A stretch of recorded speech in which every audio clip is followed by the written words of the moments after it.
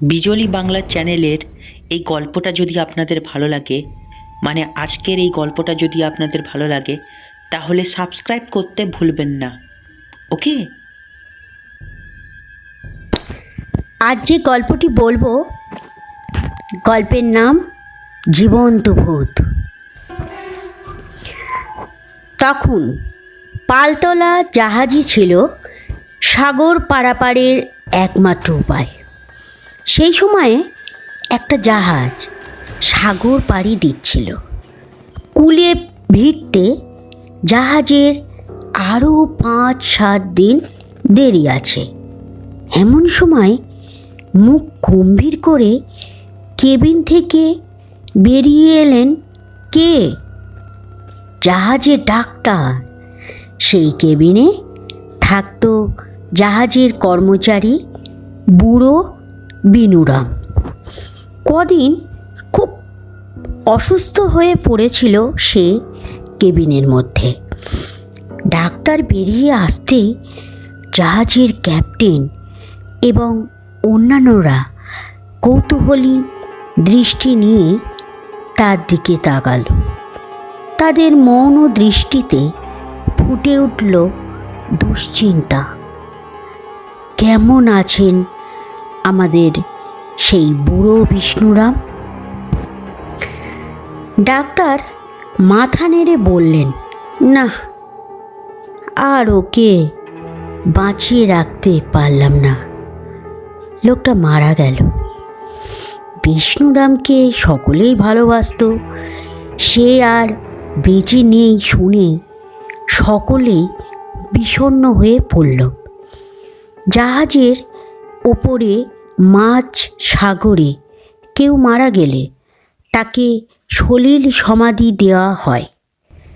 কিন্তু বুড়োকে সকলেই ভালোবাসত বলে ক্যাপ্টেন বললেন, আর মাত্র 4 দিন বাদেই জাহাজ গিয়ে কূলে ফিরবে। তাই আর বুড়ো বিষ্ণুকে জলে না ফেলে ডাঙায় নিয়ে পোড়ানো হবে। একজন করে নাবিক সব সময়ই ওই কেবিনের সামনে পাহারা দেবে। বুড়ো বিনুরামের মৃত্যুর পর তার কেবিনের সামনে ক্যাপ্টেনের আদেশ মতো একজন নাবিক নিয়ম করে পাহারা দিয়ে যাচ্ছে। এইভাবে 5 দিন কেটে গেল। মনে করা গেছিল 4 দিনে ডাঙার দেখা পাওয়া যাবে, কিন্তু এটা সফল হলো না। বিপরীত বায়ুর চাপে জাহাজটা কূল থেকে অনেক দূরে সাগরের মধ্যে সরে গেল। শিগগির কূলে ভিড়বার আর সম্ভাবনা রইল না। ক্যাপ্টেন জানালেন যে আর মৃতদেহ আটকে রেখে লাভ নেই। আজ রাত পোহালেই কাল সকালে আমরা ওই মৃতদেহ জলে ভাসিয়ে দেব। সেদিন রাত্রে কেবিনের সামনে পাহারায় ছিল এক নাবিক। একটা কাঠের কড়িতে পেরেকের গায়ে একটা লণ্ঠন ঝোলানো ছিল। লণ্ঠন থেকে ভালো করে আলো আসছিল না। আলোটা বাড়ানোর জন্যে সে উঠে দাঁড়িয়ে লণ্ঠনের পোলতে বাড়ানো কলে হাত দিতে গেল। পর মুহূর্তে দরাম করে একটা শব্দ শুনে ঘাড় ফিরিয়ে দেখলে কেবিনের দরজা দুটো হাট হয়ে খোলা। অত শক্ত করে বন্ধ করা দরজা বিনা কারণে প্রচণ্ড শব্দে খুলে যাওয়ায় বুকটা ছ্যাঁত করে উঠল। কি করে খুলল? সম্ভব অসম্ভব চিন্তা মুহূর্তের মধ্যে তার মাথার ভিতর দিয়ে ঘুরে গেল।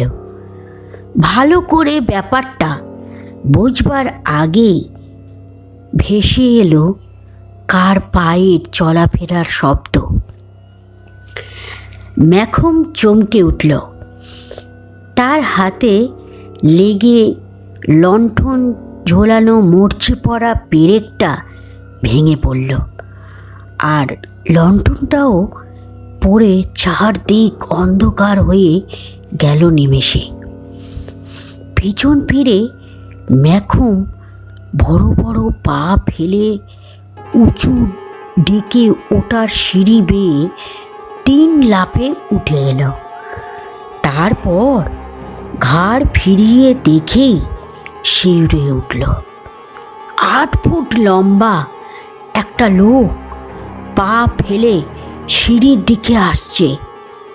ব্যাপারটা ভয়ঙ্কর দেখে ম্যাখম পোঁ পোঁ দৌড়ে সামনের দিকে এগিয়ে গেল।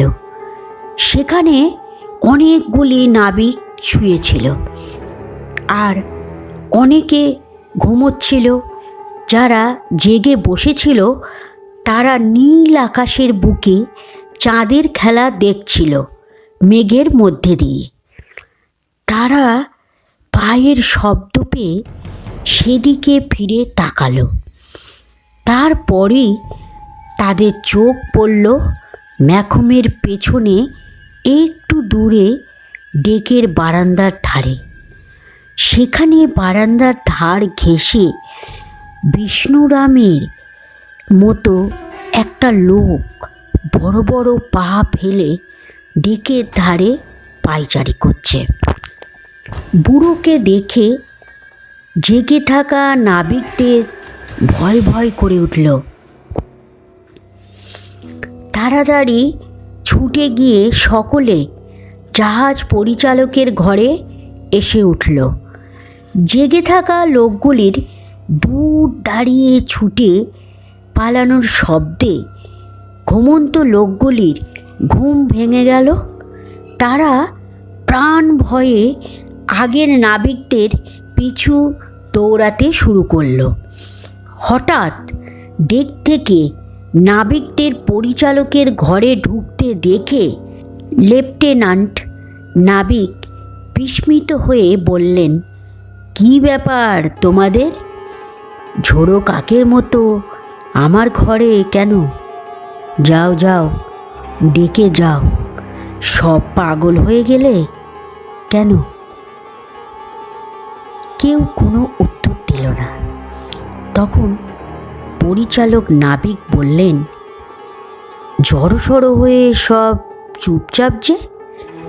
তখন একজন নাবিক ফিসফিস করে বললে, বিষ্ণুরাম ডেকের বারান্দায় পায়চারি করছে। বাজে কথা বলো না, পরিচালক বললেন। আরেকজন বললে, সত্যি ঘুরে বেড়াচ্ছে আগের মতো। বিষ্ণুরাম ও যত সব পাগলের দল। চলো চলো, রাস্তা দাও, দেখে আসি কি ব্যাপার, পরিচালক বললেন। ভিড় করে দাঁড়ানো নাবিকরা দুদিকে সার গিয়ে পথ করে দিলে। পরিচালক গট গট করে বেরিয়ে গেলেন ঘটনাটি জানবার জন্য।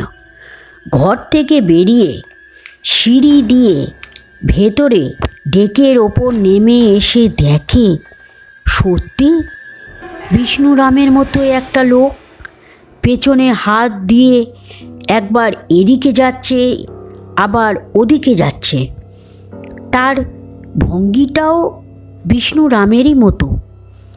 এই দেখে পরিচালকের গলা বারবার চোখ রগড়ে দেখলেন, ভুল দেখছে না তো।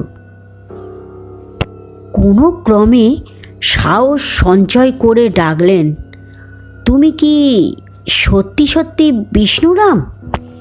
পরিচালকের কণ্ঠস্বরে আকৃষ্ট হয়ে লোকটি ঘুরে দাঁড়ালো। অভ্যস্ত হাতে সম্মান দেখিয়ে পরিচালকের দিকে এগিয়ে আসতে শুরু করলেন ধীর পায়ে। লোকটি যত এগোয় পরিচালক তত ভয়ে ভয়ে পিছোয়।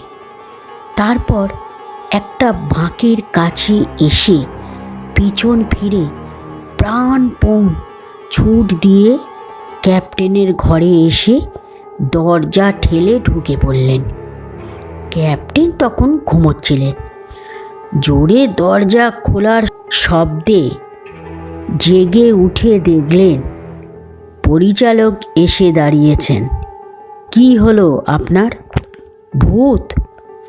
যাও যাও, ভূতকে বলগে এত রাত্রে ঘুমোতে। এই বলে ক্যাপ্টেন নেশার ঘোরে আবার ঘুমিয়ে পড়লেন। বেশ কিছুক্ষণ পরে আসল ব্যাপারটা বোঝা গেল। ঘটনা হলো যে বিষ্ণুরাম অসুস্থ হবার পর জ্ঞান হারিয়ে ফেলে, এটা ঠিকই। অজ্ঞান হয়ে অনেক দিন পড়ে থাকা তার একটা অদ্ভুত রোগ ছিল। তখন তাকে দেখলে মরে গেছে বলে মনে হতো। ডাক্তার সে খবর জানতো না। প্রায় 5 দিন বেঘোরে অজ্ঞান হয়ে পড়ে থাকার পর তার যখন জ্ঞান হয় তখন ঢং ঢং করে 2 বাজে। তা শুনতে পেয়ে ভাবল সকাল হচ্ছে, উঠতে হবে। তাই 2 হাতে কেবিনের দরজা খুলে চেঁচিয়ে বলে, আলো দেখাও, আর অন্ধকারেই তার পোশাক খুঁজতে থাকে। সেই সময় তার পায়ের শব্দ পাহারারত নাবিকটিরও কানে যায়। ভাগ্য খুব ভালো বলা যায়, সলিল সমাধির আগের দিনই বিষ্ণুরামের জ্ঞান ফিরে এলো। তা না হলে তাকে অপঘাতে মরে সত্যি ভূত হতে হতো। তাহলে এখানেই গল্পটি শেষ করলাম।